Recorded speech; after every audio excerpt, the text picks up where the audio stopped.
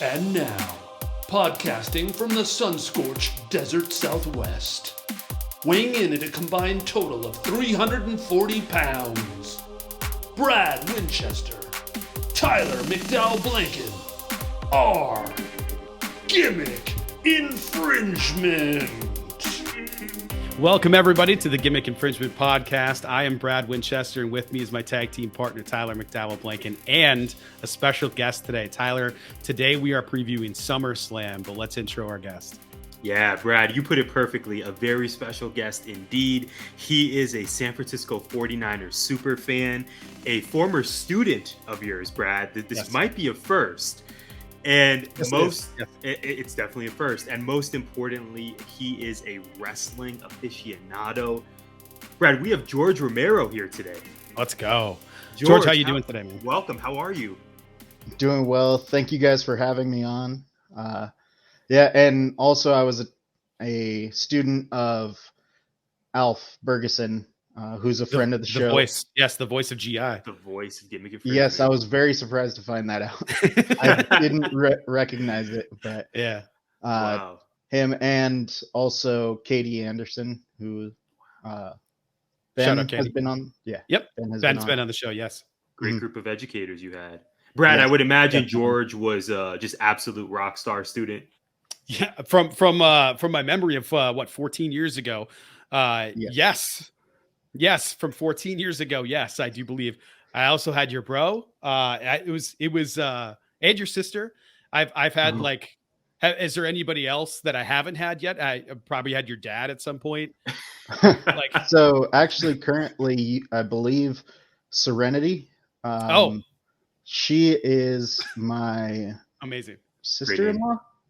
Okay. Wow. Okay. Yeah. That's wild. Brad, you are a veteran of the game. Yeah, it's time to move.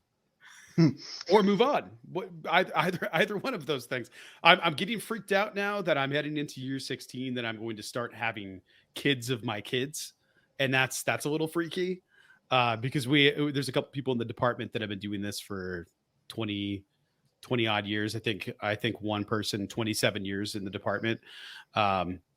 We have another person in the department that this is his 50th year in education. Wow.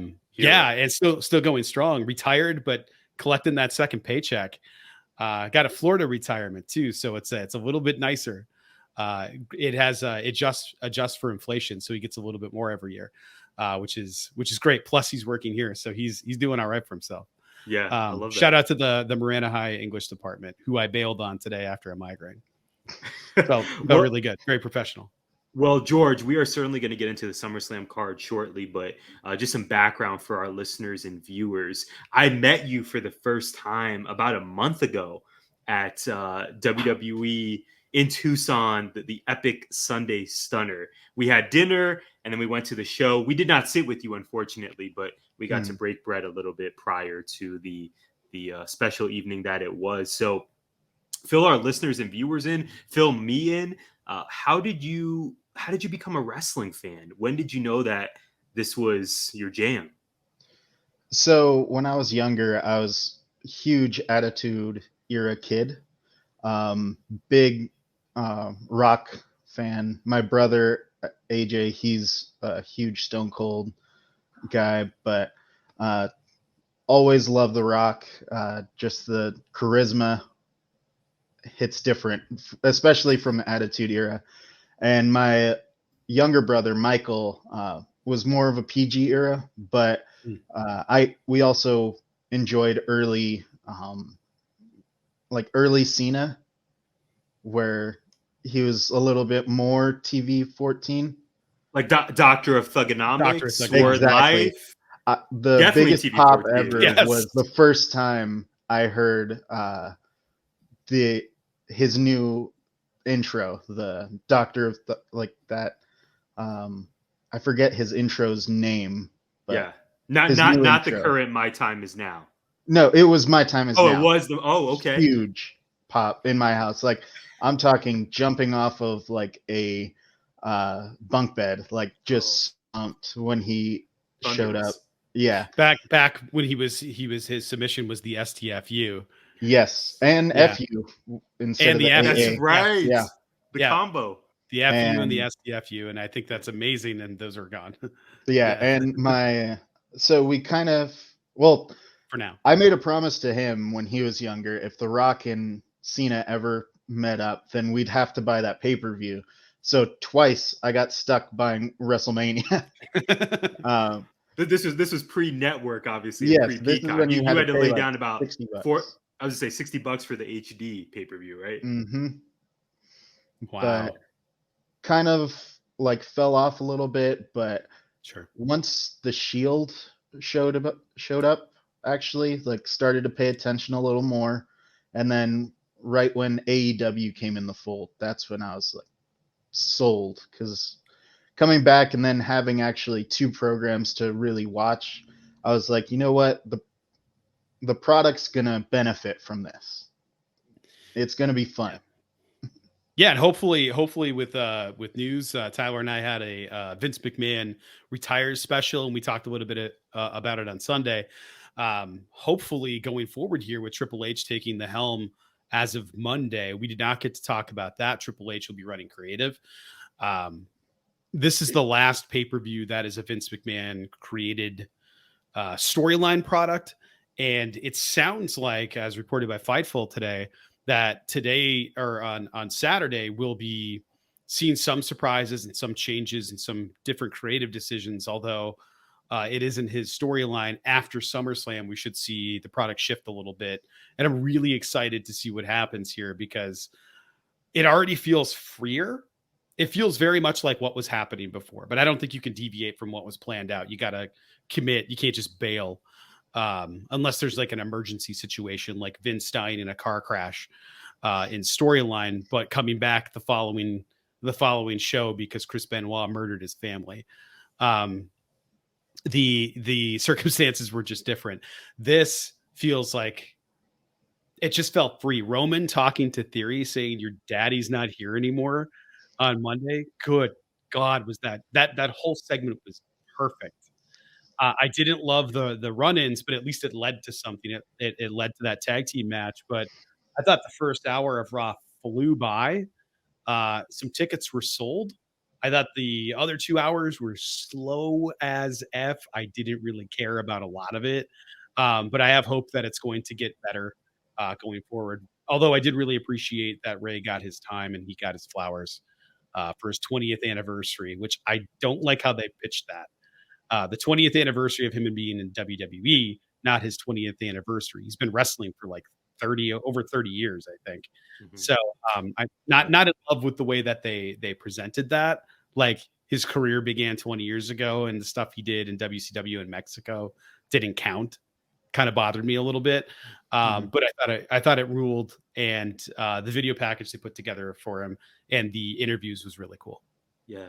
Well, Brad, you mentioned Rey Mysterio, so I think that's a great transition for us to look at this card. Before we do so, I want to share with you both and our listeners and viewers that I am pulling up my notes because I have some questions for you both to sprinkle in throughout our preview. And I got an Instagram notification, and the first words I saw were Kelsey Plum 10. And so my heart skipped a beat because I thought she followed me back on Instagram.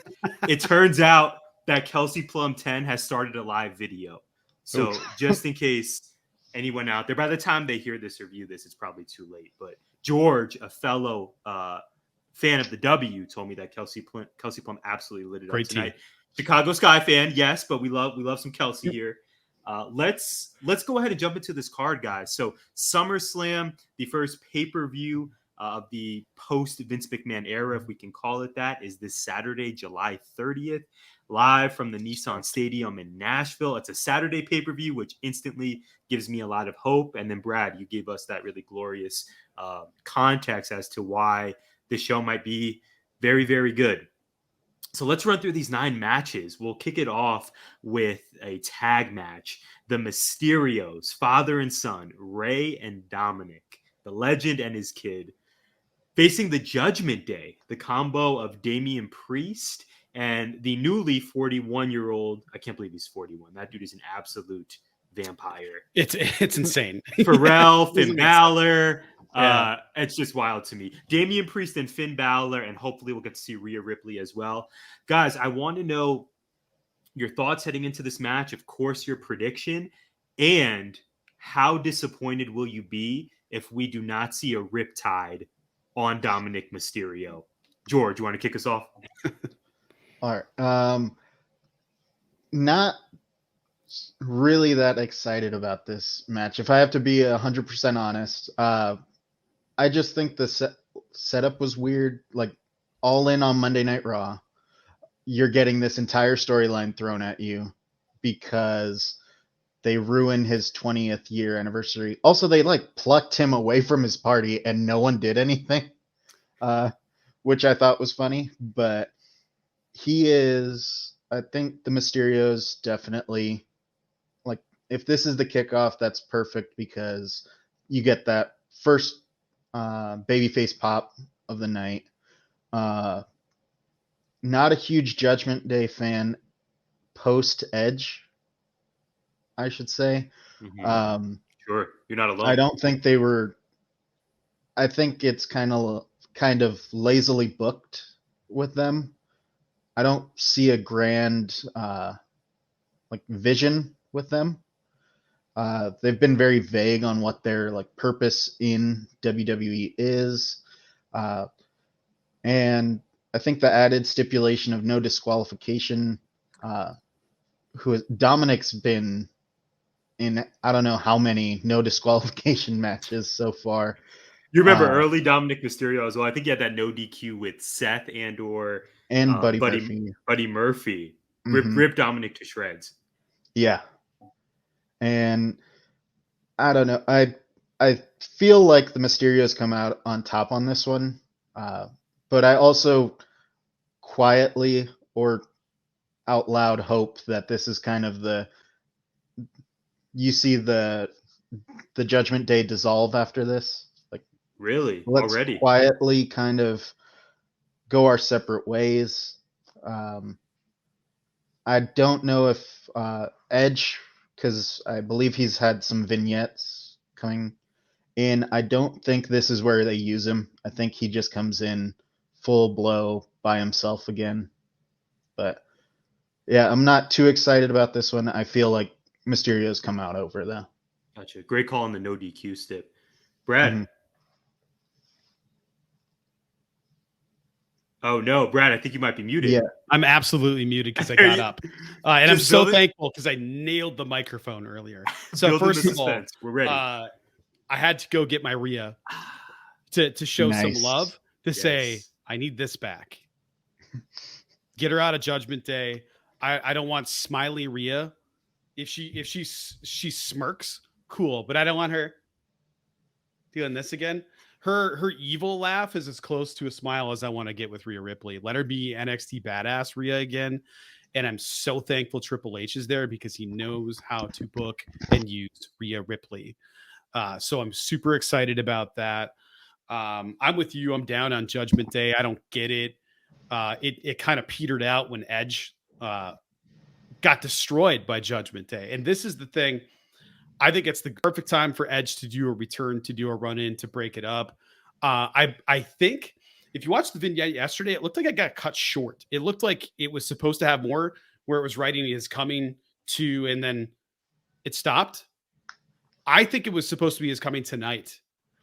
And it sounded like there may have been some travel hangups. And we know what's going on with flights right now. Flights are canceled constantly in America. If you're not first flight out, you're not getting out, more than likely. So I have a feeling Edge was supposed to be there last night to set it up for SummerSlam, as maybe a way to balance it out.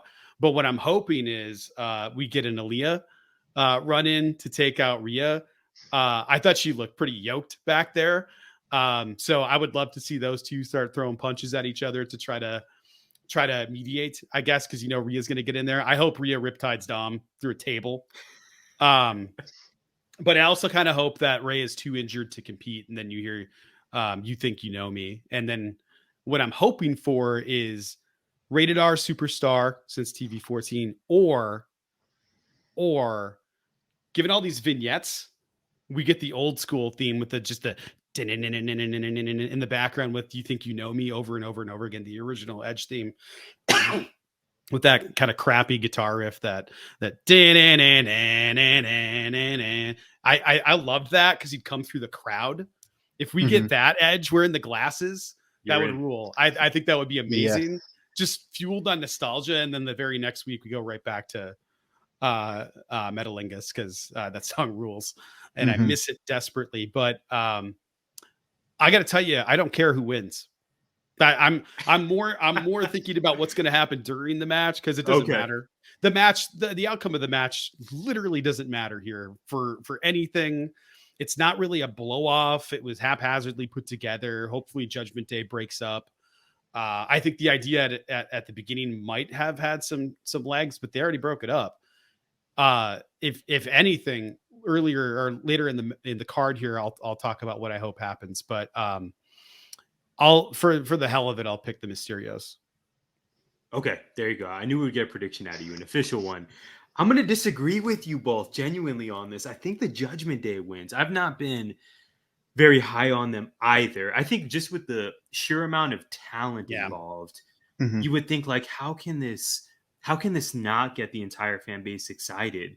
Like you said, George, Edge obviously was booted out, like very randomly, but Finn Balor, a personal favorite of mine, Damian Priest, who we thought, I don't know about you guys, but after that Bad Bunny tag team match at WrestleMania, not last year, but the year before, I thought Damian Priest was really going to ascend into a main event player. He had that US title run, but then he had the like Jekyll and Hyde persona. And since then, I just have not been as excited for his character. But I think the dude is amazing. And then Brad already spoke about his love for Rhea, so I won't try to replicate that. But I'm going to go Judgment Day here. I think the Mysterios, at least Ray, obviously is Teflon. In terms of where Dom goes, I don't know if you guys NXT, hopefully. Yeah, I don't know if you guys paint yourselves as huge Dominic fans. No. I know he gets a lot of flack online. Charisma vacuum. Just 0% charisma. Rey Mysterio doesn't have to have charisma. He's behind a mask. He exudes it by what he does. Dom does not yet. And he's one of the greatest in ring. I mean, he's one of the greatest luchadors of all time as well, which doesn't hurt. Yeah. Yeah, we definitely need more of a character from Dom. I'm wondering, this is my last question. I'm Judgment Day Dom is the best solution. Yes. This is the synergy of Gimmick Infringement. I'm picking Judgment Day, but my final question for you guys on this is, I know we have Edge, right? Both of you mentioned Edge in your commentary. Do you think that this goes somewhere with Dominic? Does Dominic turn to the dark side, so to speak, and join House of Purple? You think we're going to get Purple Mist out of somebody? Listen, if wouldn't that be intriguing though? That would be the most intriguing thing Dom has done on the main roster. That would help ever. Dom, or would it be terrible? It would hurt all of us because that means Judgment Day still exists. So that's the problem, Tyler. There's no salvaging. No, it's so bad. It's so bad. What is the goal? What is the point? What is the purpose? Like, I don't understand what even the brand is. It's just Judgment Day. The hell does that mean? Are they judging people? Because so far they haven't done shit. All they've done is attack people in hallways. And then they like Diet Seth Rollins laughing at everybody. Like, what the hell is going on? Do something. Like, it's the meme of somebody poking it with a stick. Like, do anything. You have Finn Balor. I'm bored by Finn Balor. You have made me bored of Finn Balor. What have you done?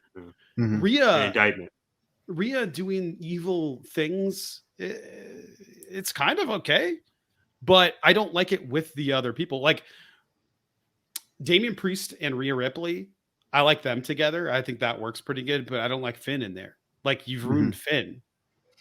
That Finn is a baby face as the demon, and now he's this thing with like the blue pants or the purple pants. What is that? I thought, and then I want to kick it to George, and then we'll move on. Crappy APA.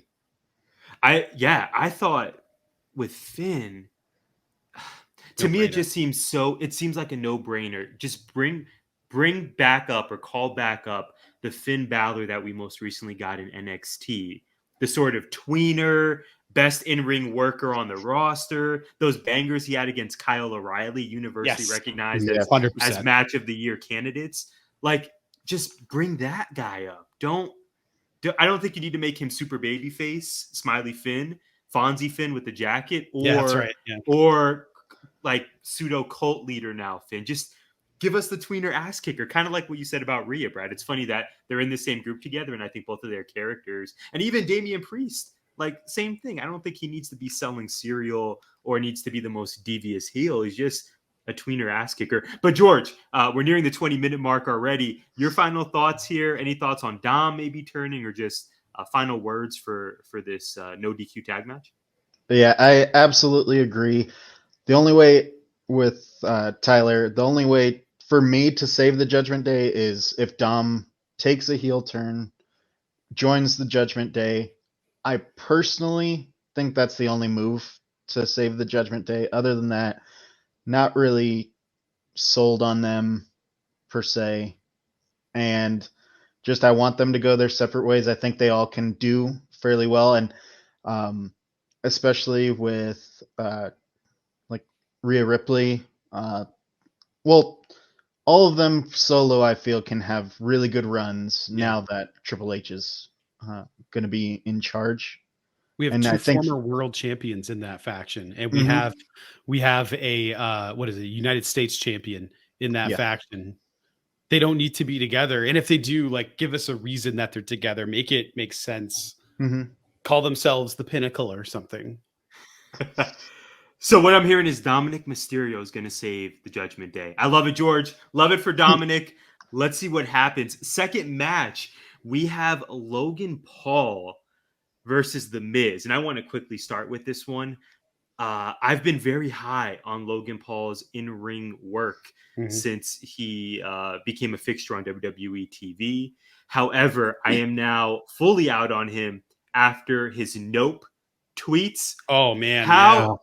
How dare this dude? I mean, we shouldn't be totally shocked, right? But I wasn't a total Paul brother hater. In fact, his brother who boxes has some interesting things to say about unionizing fighters. But regardless, totally out on Logan Paul.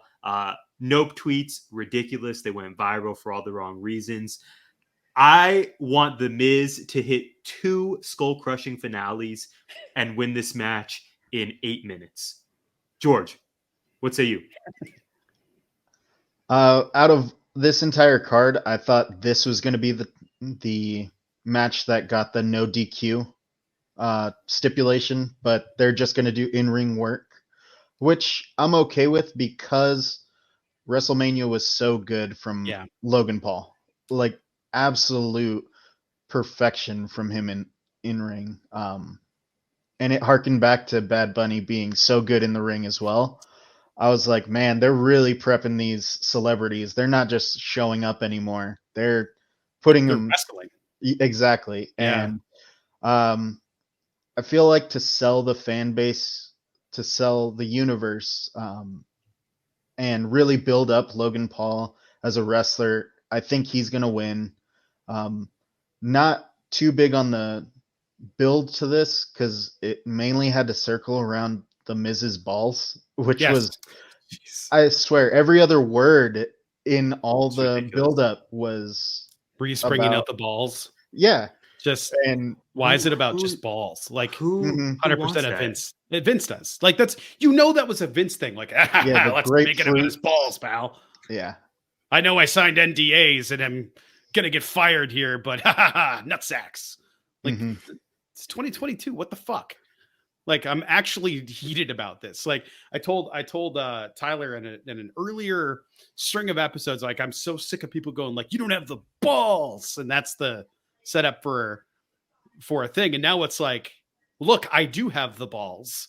It's the exact opposite of it, and it's disturbing. Like, I don't want to think this much about another man's nutsack.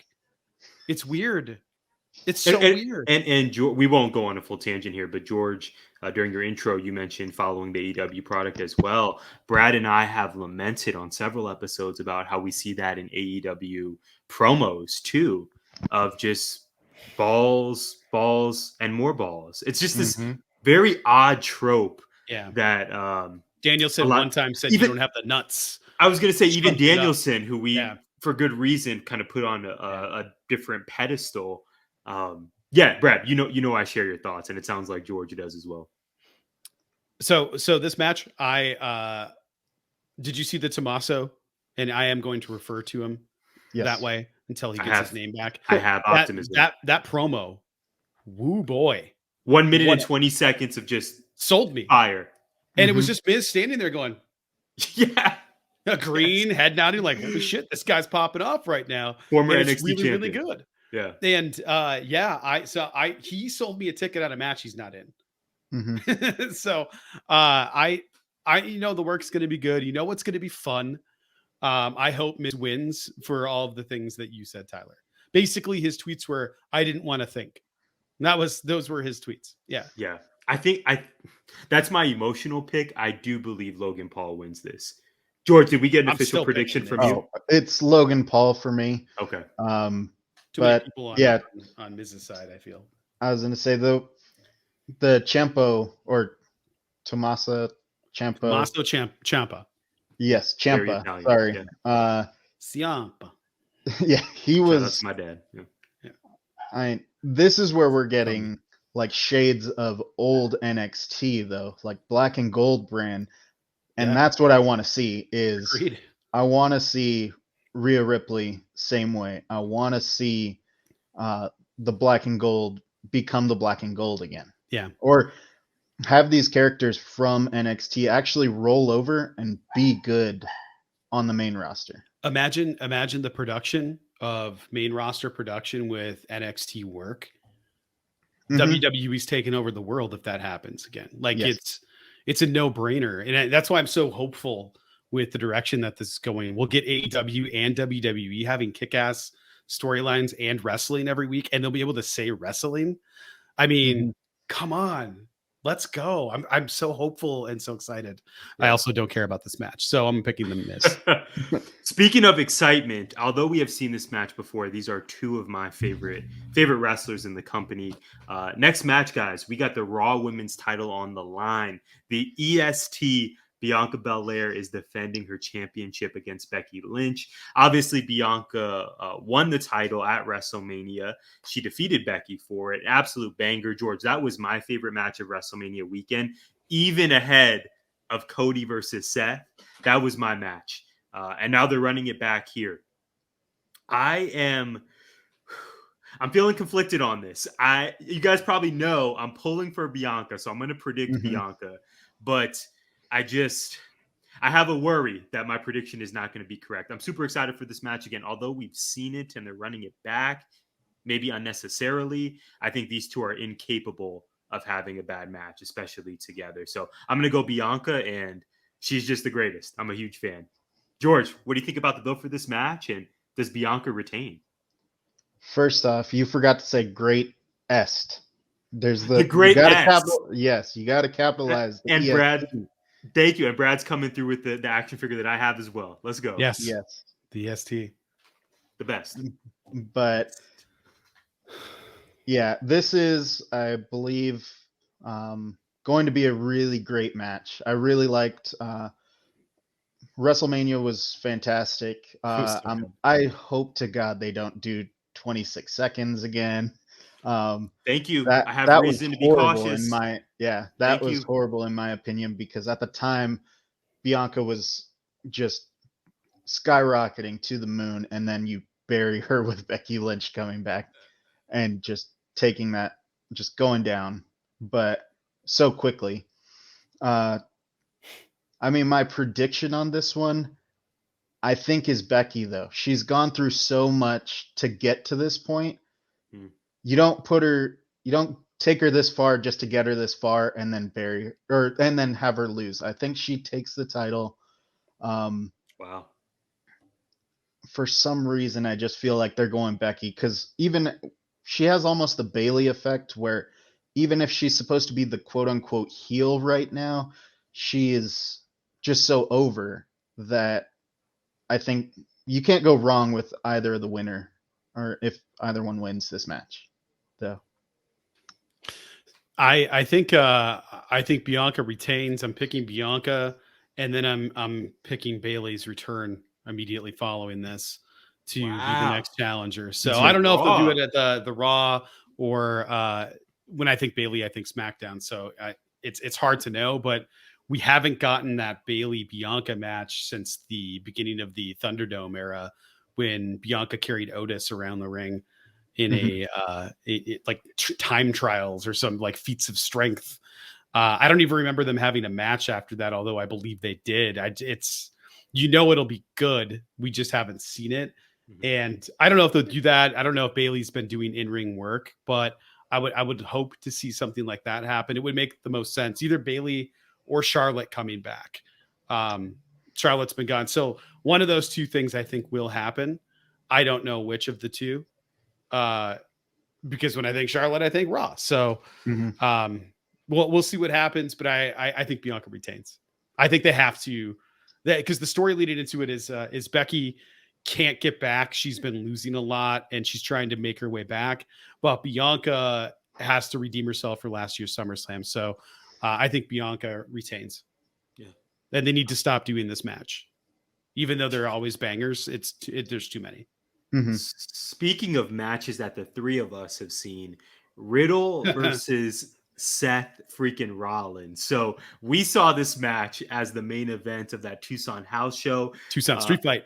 The Tucson, yes. They're running that in every city. Like yes, of course. The Dubuque Street Fight, the Phoenix Street Fight, so this was the main event in Tucson. Riddle ended up winning this match. Of course, babyface crowd goes home happy, so on and so forth. But they're running this match back here. To my knowledge, it's traditional rules, no stipulations.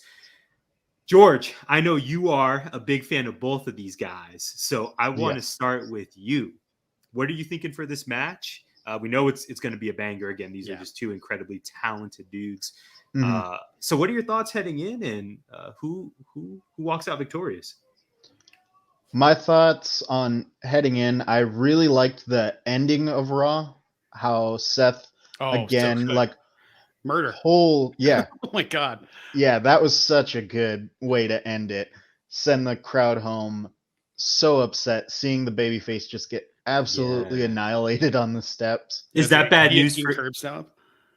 Is that bad news for Seth though, heading into the pay-per-view if we follow the traditional? Yeah. Okay, well he got the heat, so he's gonna lose on Saturday.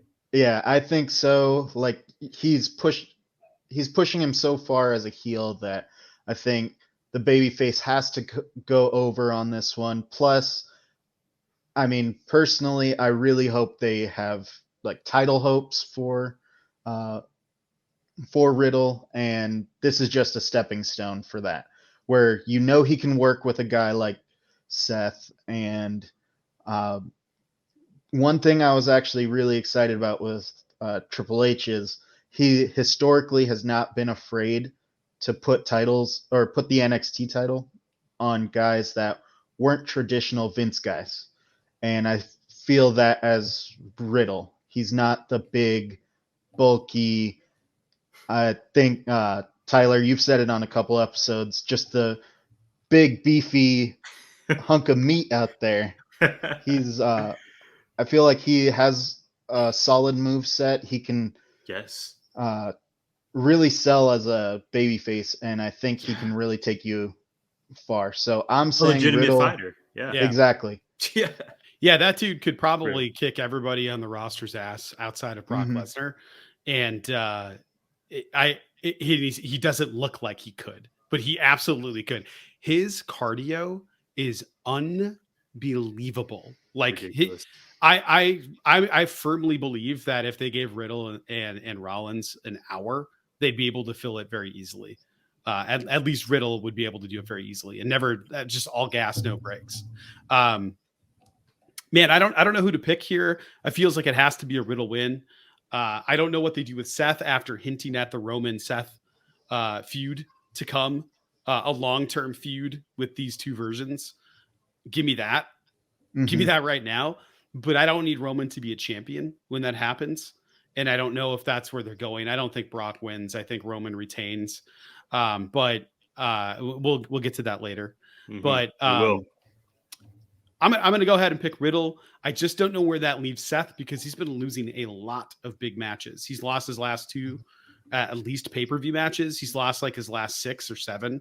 matches. So I don't know what you do with Seth after that. I know wins and losses don't matter in WWE the way they do in AEW, but I don't know how he can justify getting a title match if he just keeps losing.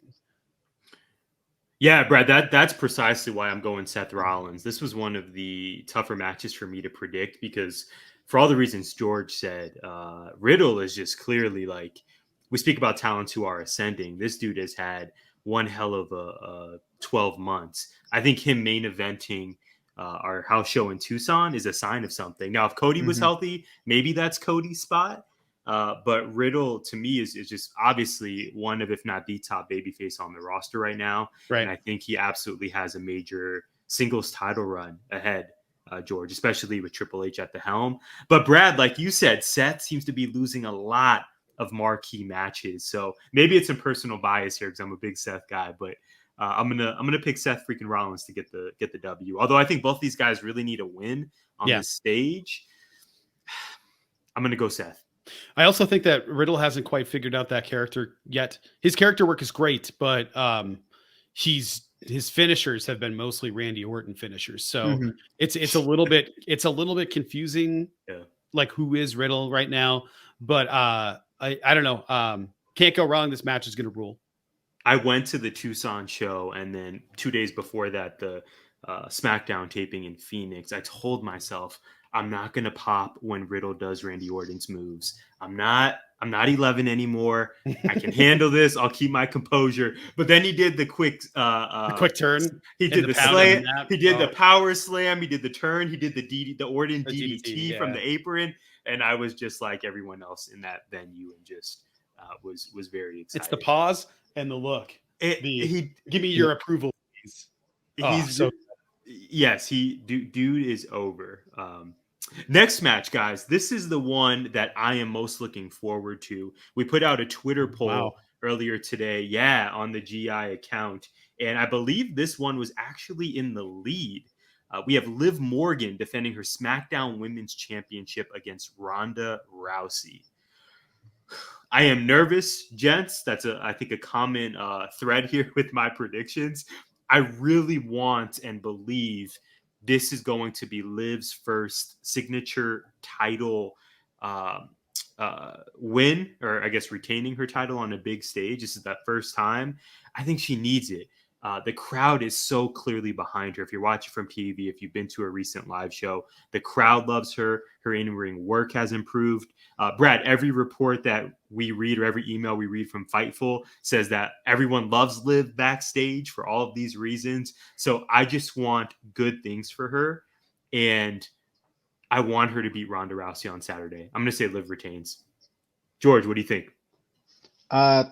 I'm with you there. I think Liv retains, and kind of going back to our Bianca Becky conversation, I think Liv retains, but this is where I think Bayley comes out because I do associate her with the SmackDown brand. I think Liv a good heel. Exactly. And she's going to get that pop from a SummerSlam crowd. So I can see Liv winning, and then immediately after that, Bayley coming back, wanting that SmackDown championship back. I will say she's improved a lot, but I don't love Liv's finisher. Really? Because it's not doing it for you. Two people that have taken that finisher, Natalya no sold it in the house show. There was that. And then live, Shotzi. I don't like Shotzi live. ate it. I was there. Yeah. And it just wasn't great. But I do actually love the double knees that she throws out there. Like, because she can hit very that. Freya-like. Yes. Exactly. Freya Winchester. Yeah. I love the double knees. I think that should be her finishing move now. But outside of that, Liv to the moon. I think she's a great up and coming SmackDown Women's Champion, and then throwing Bayley at her right after this. Yeah, I like that. I'm definitely taking Liv.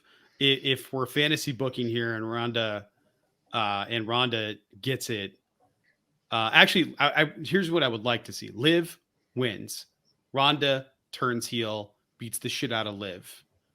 I really want to heel Ronda, and I really want or a babyface Ronda. I don't care.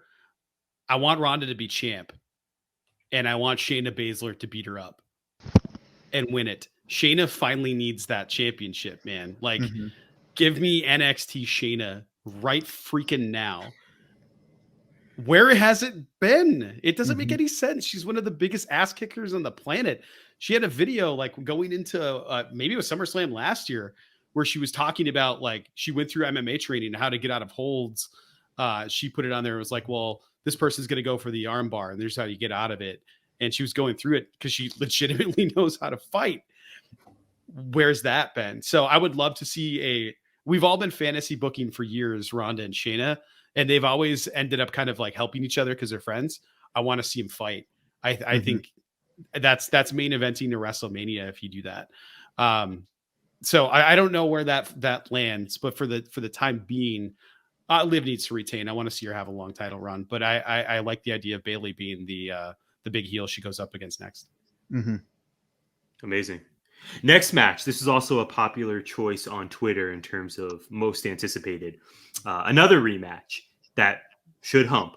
The Usos are defending their undisputed WWE Tag Team Championship against the Street Profits, the combo of Angelo Dawkins and Montez Ford. Guys, all three of us love tag team wrestling. Although we've seen this match, I think it is going to be 150 times. Yes. Yes, we have. I think it's going to be an absolute blast to see. I texted Brad earlier, George, that I spent some of today fantasy booking my alternate dimension in which Montez Ford is challenging Roman Reigns in the main event. But since I can't get that, I suppose this is a fine second option because of that. And to me, whenever the Usos are on the same card as Roman, like their matches go hand in hand with me. I typically think, well, if the Usos lose, maybe this is where Roman loses. If the Usos win, Roman's of course going to win, since they are the bloodline.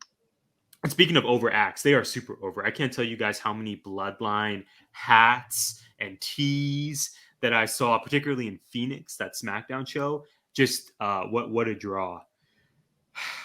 I'm struggling with this one, guys, because either the Street Profits win, which I think they're due for another reign, or if they lose, I think those seeds that have been planted of Montez and Angelo splitting, I think that would firmly happen here, and they would be headed toward Splitsville, which I think is likely. But I love the Street Profits, and I'm going to pick them. I think we get new undisputed tag team champions. I think it is time to do something new, even though the Usos are one of the all-time greats in WWE. I'm going to pick the Street Profits to win this one. And Jeff Jarrett is the special guest referee, which is also another layer of... That's the part. I think he might be presented as a babyface in Nashville, but then at the same time... It's Jarrett. At the same time, Brad and George, he's bludgeoning Ric Flair in a parking lot.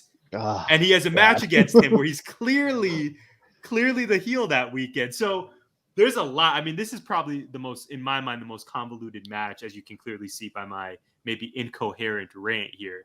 But Jarrett's going to be a babyface. Maybe we get a guitar to an Uso. I'm going to pick the Street Profits to win. George, save us. I'm going to pass it to you. Street Profits win or no?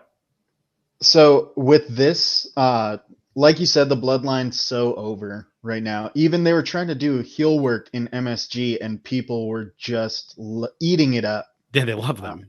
Yeah, and Roman. Exactly. And this is where I actually wanted them to split the titles. Like, okay, we're only putting the Raw titles up, and the Street Profits take them, and then you split them again. Right. But for all the reasons you stated, I think Street Profits take it. And by the way, my vote was on the GI poll was this match because I believe, Tyler, the last time we saw each other in person at that house show, I was raving to you how Street Profits Usos was the match of the night at Money in the Bank. Yeah, Money in the Bank. I was just Killed it. eating it up. It was fantastic. George, we saw a man literally float through the air. That Montez Ford, the jump over the turnbuckle. And again, I am the biggest Montez Ford fan I know, but Angelo Dawkins as well, George. Like, how awesome is that? He Dude? did that senton off the apron. Talk about acts who have improved since their NXT days. I don't think a lot of us thought Angelo Dawkins was going to become as great as he is now. Sorry to interrupt you. I remember that conversation. My first exposure to them was the Viking Prophets. I am so sorry, Brad, that you had to witness that. Mini golf and Tozawa with an army of ninjas. It's not problematic at all. Yeah. Not one bit. Well, the last 2 times the Street Profits have had a tag match the past 2 weeks, Montez is Montez, but Angelo Dawkins, I feel, has had spots where he's just done fantastic work in the ring. Star, yeah. And that's why I really think they have to take home the belts. Like, put it on them now, because I think this is going to be their last big title run together. Agreed. Yeah. Because they're eventually going to split. I think Montez has that star power, especially the way he's beefed up. You can tell he's ready to be a top guy. Love it. Yeah, I agree. I'm picking the Street Profits. I think in the middle of it, the Usos say something to Jarrett about a count, and he's gonna yell and point, "Don't piss me off." If we get a "Don't piss me off," I'm gonna be so happy. Since they're not allowed to say those things. But now that we're TV 14 and it's a premium live event, I hope we get it. And then somebody takes a guitar, and I hope it ends with a strut. I think it would be amazing. So I love Jarrett. I'm way higher on Jarrett than other people probably are, but I love both of his iterations in WWE. The Double J plus just the Jeff Jarrett. All of that was good for different reasons. But I'm hoping for a "Don't piss me off," a guitar, and a strut. And that's all I'm really hoping for here. Can't go wrong with either of these teams winning, but I'll pick the Street Profits. Nice. Next match, guys. We are cruising through. Look at us. I have a feeling we're going to talk about this dude later on in the show as well. Theory is challenging Bobby Lashley for the United States Championship. This is a match we saw at Money in the Bank. Obviously, Lashley beat Theory and became champion there. And now we have the rematch this Saturday at SummerSlam. Bobby Lashley wins, period. George, do you agree? So this is one match I can see going 2 different ways. Either Lashley puts him in the ground and it is done with. Her lock city. Or I can see Theory winning back this title, because I feel like he's that level of star. And I feel Bobby Lashley is no offense, but I believe he's above the United States title run. I think he's done great work with it, but I think he's above that. And I think Theory is that kind of superstar. He can sell a United States title run.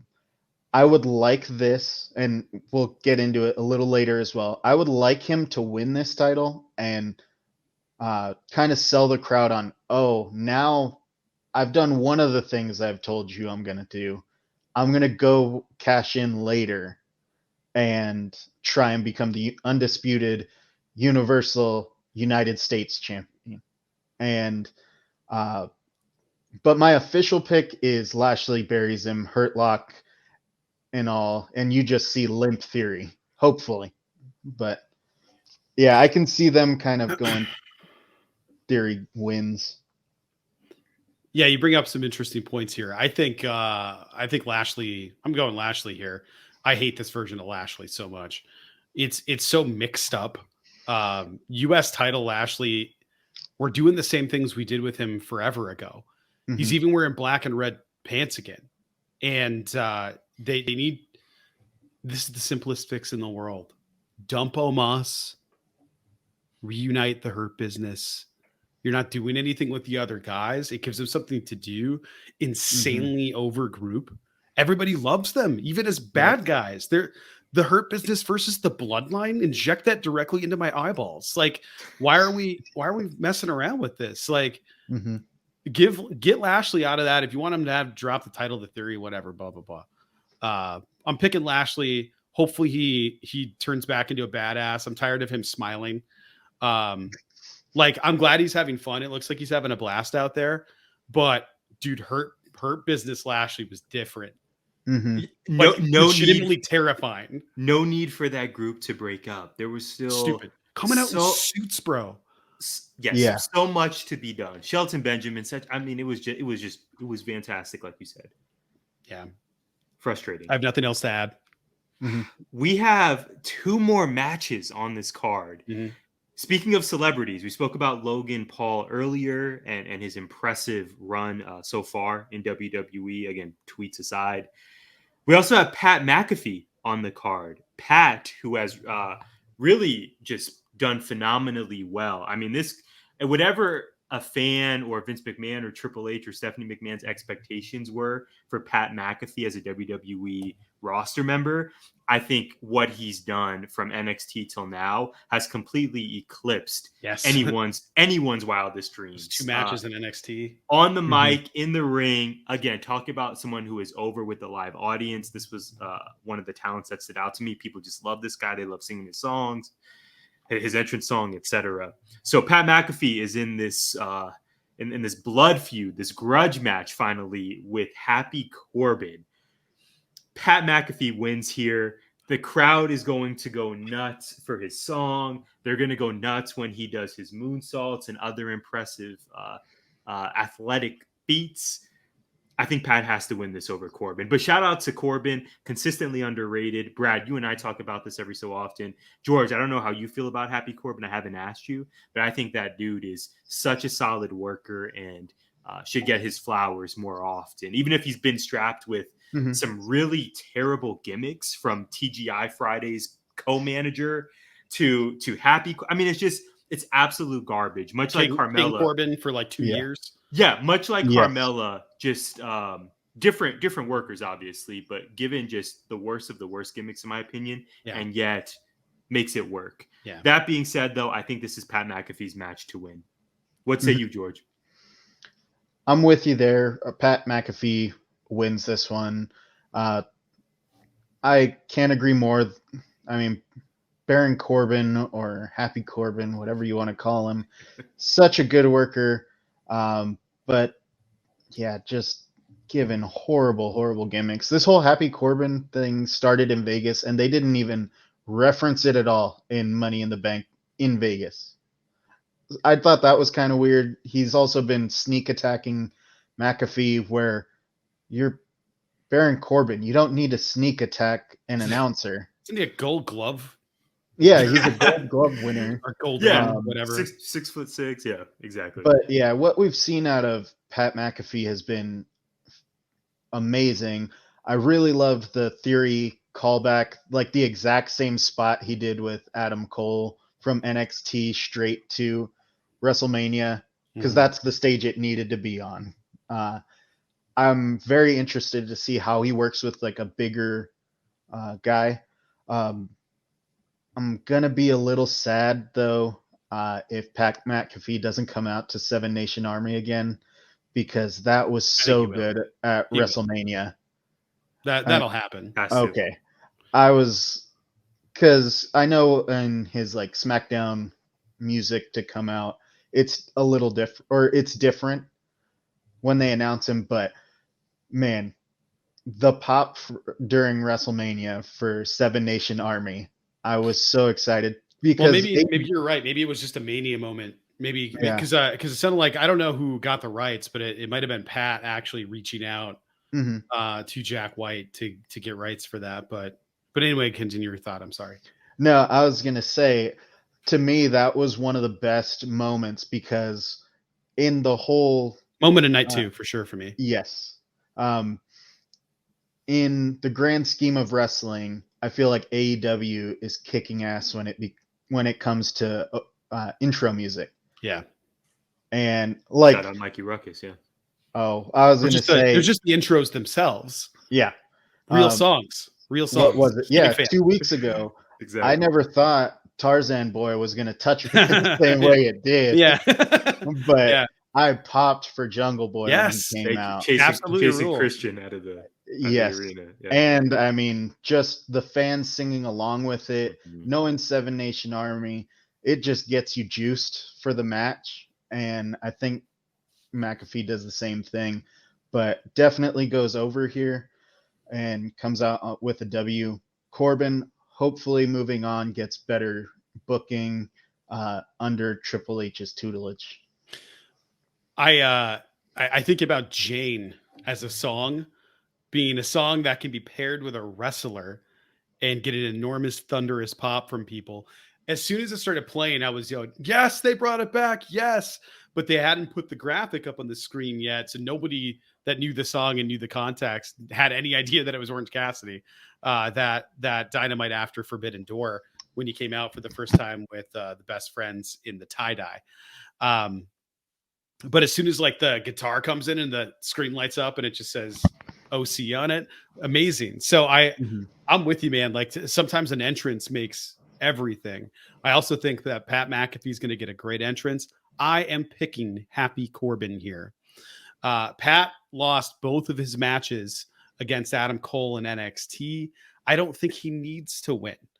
I think Pat's going to be over and fine. He's a commentator, and if a 6'6" dude beats the shit out of him, I think it'll be okay because he went over on Theory, which was a little fluky, and then Theory beat his ass because Vince McMahon went in there and beat his ass, which was certainly something. For way too long, by the way. For an uncomfortable amount of time before the glass finally broke. We all knew it was coming. I was like, what is he waiting for? Theory's music plays. Vince goes, oh, I forgot what came first. And then the glass broke. It was just brutal. And then we saw the stunner heard around the world. Or the stunner falling back into the ropes, whatever you want to call it. I was going to say, I think he tore both his quads trying to sell the stunner. It's so bad. Great reference. It was absolutely like a piece of overcooked chicken on toothpicks. So McAfee, I think he gets to show out here. I think Happy steals it. Wow. I think a beatdown leads to a run in afterward, and then it sets up his next feud or something. I just hope it's not Madcap. So we'll see. Not going to be mad if Pat wins. I hope he does, but I have a feeling that Happy might take this one. Guys, it's main event time. We have a last man standing match to determine who is going to walk out of Nashville as the undisputed WWE Universal Champion. Our champion, our head of the table, Roman Reigns, presumably with Paul Heyman by his side, is going to be facing Brock Lesnar. I lost count at how many times these guys have faced each other. Again, a common theme of our show is that we have seen these two. We're going to see them clash once again. I was really worried that Brock was going to leave WrestleMania as champion. I was not convinced that it was definitely going to be Roman. And I find myself in the same predicament, predictably, here as we prepare for the biggest party of the summer. We know how much WWE loves Brock Lesnar, and for good reason. Dude is first ballot Hall of Famer, one of one. Can Brock Lesnar lose another match? To me, It seems like part of his luster is being lost if he just keeps losing. But at the same time, I want him to, because I want whoever defeats Roman that first time to be someone who gets that huge rub from the victory. Brock does not need it, but at the same time, I don't know if I see Brock losing this. Thank you guys for listening to my speech.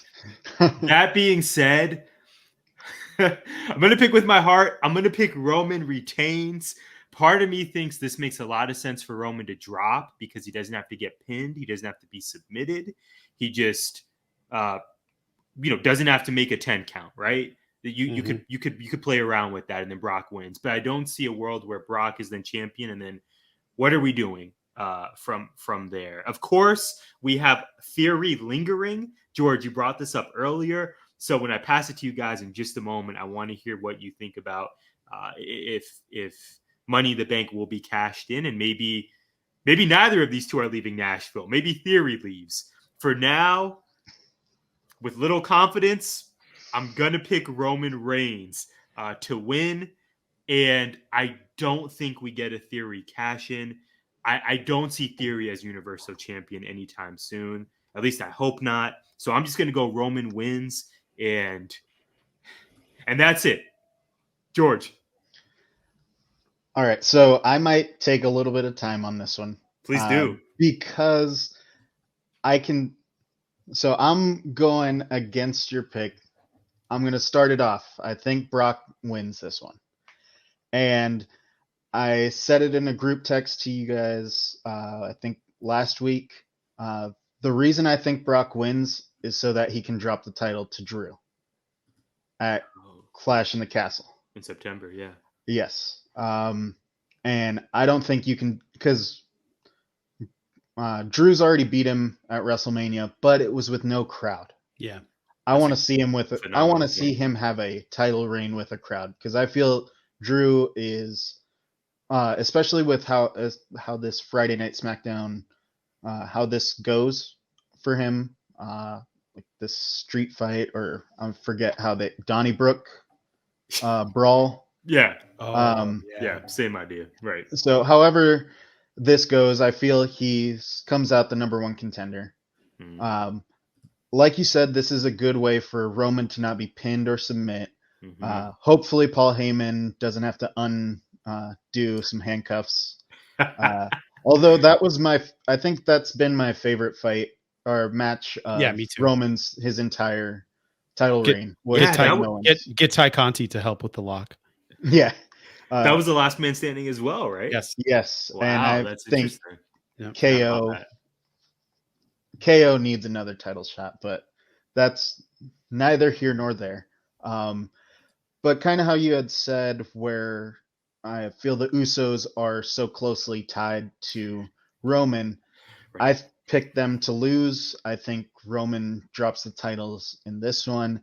I do think we get a Theory cash-in, but in my research to this pod, I saw there hasn't been a lost cash-in a while, like 4 or 5 years. Yep. I think this is where we get, because they've kind of thrown in Dolph just kind of offhand. Babyface Dolph. I think Theory loses this one due to a Dolph interference.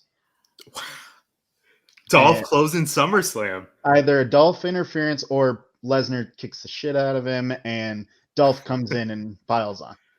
Wow.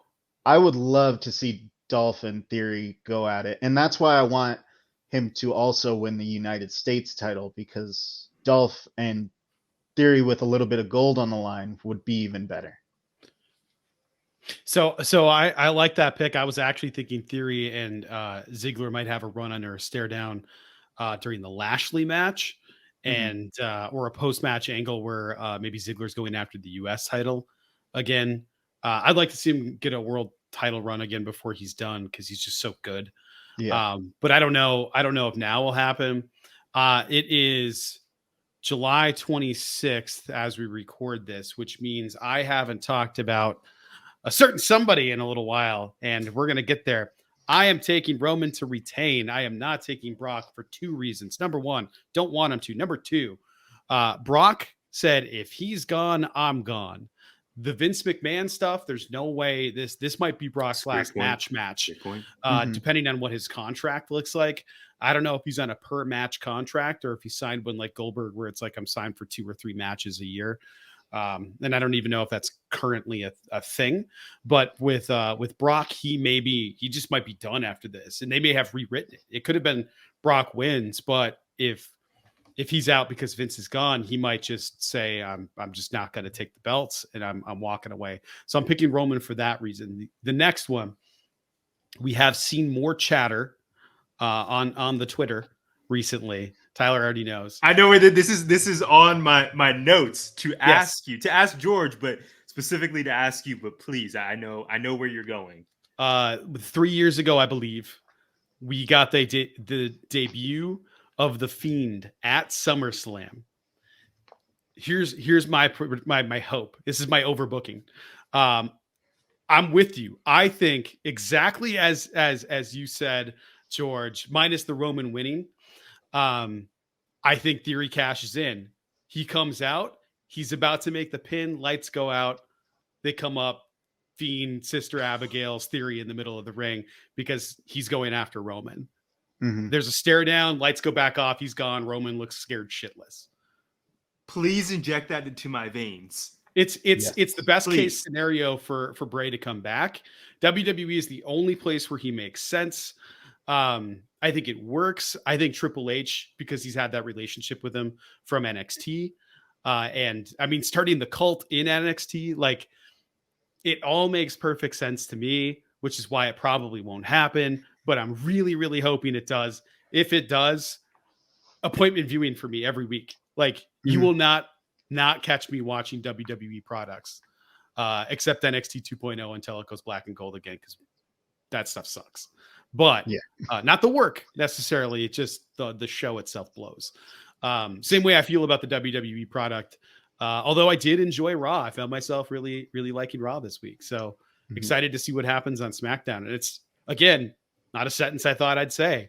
Wrestling's in a very healthy place, and hopefully it's healthier with the Fiend back in WWE after Saturday. I'm not even going to try to follow that up, so I'm going to pass it. I love both of your ideas more than mine. I'm not going to try to follow that up, though. We George, both want Theory to fail a cash-in, though, correct? Yes, all three of us. absolutely. Yeah. absolutely. Yeah. I actually really like Theory. He's gotten mega heat. Like nobody could say that it's not working. Yeah. I don't know that if it's go away heat or if it's just heat, but it's really enjoying that he like pisses me off when I see him on screen. I'm having a visceral reaction to it. That's great. One and two quick points. I think one, you brought up the promo from Raw in which Roman took a shot at Theory. Like you said, Brad, good. I think Theory can, So good. in our post-Vince world, I think Theory can use that to benefit him, to get heat, to be relevant. He's got something there. Plus, he turned the corner, I think, for a lot of us as fans when he was the quote-unquote muscle of the way in NXT. He was Johnny Gargano's surrogate son. Yeah. I think universally, pun intended, we all really enjoyed his work there. Yeah. And, I think maybe he's not as, go away heat as maybe the internet would say sometimes. But George, what do you think about Brad's prediction? Do we get Bray Wyatt back at SummerSlam? And if so, do you think it's going to be a reincarnation of The Fiend? So I absolutely hope so. Like you said, dream booking, that's the perfect scenario because honestly, I think Roman only drops the title 3 ways, and it's 1, Brock, 2, you get the supernatural challenger, which he's not really had until early Fiend, or he took the title off of early Fiend and Braun Strowman, and they just weren't. That was just to get the title on Roman, or Ultimate Underdog, and there's not really that guy right now. If they were going to do that, they would have done like Edge or Danielson. But I would love to see the Fiend take at least one of the titles. Again, a way you can get out of this though is Fiend coming back and not doing Universal, Undisputed Universal. You just split them up again. Yeah. But absolutely, I would love the Fiend to come back and destroy Theory. Going back to Monday night, just burying Theory all night. And I would love that. Bring him back. Give him another shot at the title. Bring back the Fiend strap. Firefly Funhouse. Yes. Hopefully he could save Alexa from where she's at now. But I'm with you right there, Brad. That would be fantastic to see him come back. Well, before the triple threat with Fiend and Braun, Strowman when Roman won the belt, that was when he won. Yeah, that's right. Mm-hmm. Yeah. 2 years ago, right? It was before that, the pape before that, where he was spearing people left and right when he showed up suddenly as badass heel Roman. We You were all won't like, see it coming. this is incredible. Yeah. This is the Roman we've been waiting for. That's right. And it has been for 700 days. So incredible. But there was a vignette or a Firefly Funhouse with Bray where there was a moment in there. He stopped and he was like, "Hey, Roman, it's nice to see you again." And that was all. And that's all it was. It was like a little bit of a teaser, like we're going to get this again outside of that match. Like we're going to get a Fiend Roman proper storyline. And it just never happened because he ended up doing the thing with Randy and then he was released not that long after that, after Mania. So I don't think if Bray comes back, we're absolutely getting Fiend or at least Bray and Roman. I don't think we've ever gotten a Fiend or Bray and Edge, and that could be really compelling. So there's a lot of avenues. I just feel like if they could bring him back, why wouldn't you? His merch is still selling. It'd be crazy not to. So hoping that happens. But in any case, it's what I want. I only simply want what's best for Wyndham Rotunda. Hopefully he's in a good place and he's healthy and he wants to come back. If not, hopefully he keeps doing whatever he's doing. That's the most important thing. But selfishly, I really want to see him in a WWE ring again. Yeah, Brad, that's a wonderful point about SummerSlam. And I think the story that could be told here of that match where the Fiend 2 years ago, right? Where the Fiend versus Braun Strowman main evented SummerSlam, early pandemic era. Fiend wins the belt, and then, like you said, Roman debuts after, wreck everyone and leave. You'll never see it coming was the tagline for the show. But since then, I think the story could be Roman. That's not a promise; it's a spoiler. That was the first time, right? Yeah. Roman's stock completely skyrocketed from that night on because we got this incarnation of Roman. We've not seen a male champion this dominant in I don't know how long, 700 plus days. Bruno exactly. Sammartino was probably the last one, right? So Roman went this direction, and I would argue after that SummerSlam match, even though the Fiend won, but then was attacked by Roman, it seems like the Fiend Bray Wyatt started to go on a downward slope. If you compare that SummerSlam where he debuted against white Speedo's Finn, and the pop was incredible, to a year or so later when the Fiend is now being speared by Roman, and then we know what happened after that. I think the story could be that SummerSlam is ingrained within this rivalry between these two, and I frankly didn't even realize to what extent. So, Brad, long story short, I'm going to be thoroughly disappointed if we do not see the Fiend now on Saturday. I'm imagining the chills I'm going to feel when either his music plays or lights go out and he's just there and Nashville goes wild, as do both of you, just the whole state of Arizona. So I'm going to need this now, Brad. George, how about you? Do you feel the same way? Need to see it now? Absolutely. Yeah, I need to see it. Lights go out, Fiend shows up, and hopefully not like Red Lamp. Just let's see the crowd and in the background. Let's see. Exactly. Yeah, I'd be fine with like the lights doing this thing at the end of him doing the thing to the camera with the tongue sticking out the mask, and if he yells yeah again, I'm probably gonna cry. But I need it. I need it. No, I think we all do. All right, gents, we covered the full card, 9 matches. So much reason, I think, for optimism, to be hopeful for what we could get Saturday night and beyond. Any final words from you guys? Any final thoughts on this card? No, other than I'm hopeful for the future. I think this card's gonna rule. I think this event's gonna rule. I can't wait. I am legitimately yoked for a SummerSlam pay-per-view that has a premium live event on the WWE cock that I haven't seen, I haven't felt in so long. I think WrestleMania was the last time I was this excited. And before that, I don't know, Mania before that probably. So yeah, man, I'm just really, really excited. Love it. George, any final thoughts, final words, observations? I mean, I can't get the Fiend out of my mind, like show him back up, but need it to happen. I'm really excited for this, for how we started off, where the first couple matches I wasn't too stoked about. After that, I think they get better and better. Really, I'm here for the Street Profits doing their work, going over, and then it like pins and needles again. It's kind of like I'm waiting for Christmas here. Like this is one of the first pay-per-view or premium live events that I PLEs. am just excited to get to now. So I'm here with you guys. Like I'm just ready for it. Beautiful. Well, George, thank you so much for joining us. Hopefully, this will not be the last time we have you on GI. This was a blast. And again, we are so appreciative for your time, for your expertise, for your predictions. And if you want to follow George, he is at Niners94 on Twitter. That is Niners with a Z. So NINERZ 94. Brad is at Wind Duster. That is 2 D's in the middle. Wind Duster. He is a great follow, and you know what to do. He's the man. I am at Tyler J. McDowell. We are at GI Pod 19, gimmickinfringementpod.com. Of course, shout out to the Mighty 19 Media Group and everyone who is on the roster. You can check them out at 19M Group on Twitter.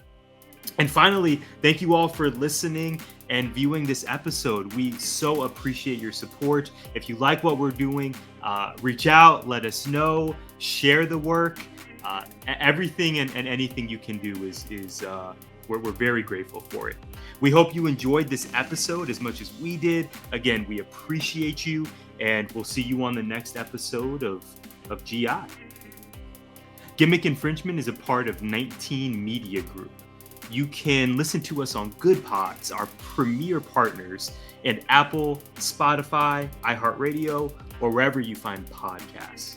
You can also find us on YouTube via the 19 Media Group channel. Please like, subscribe, comment, and share.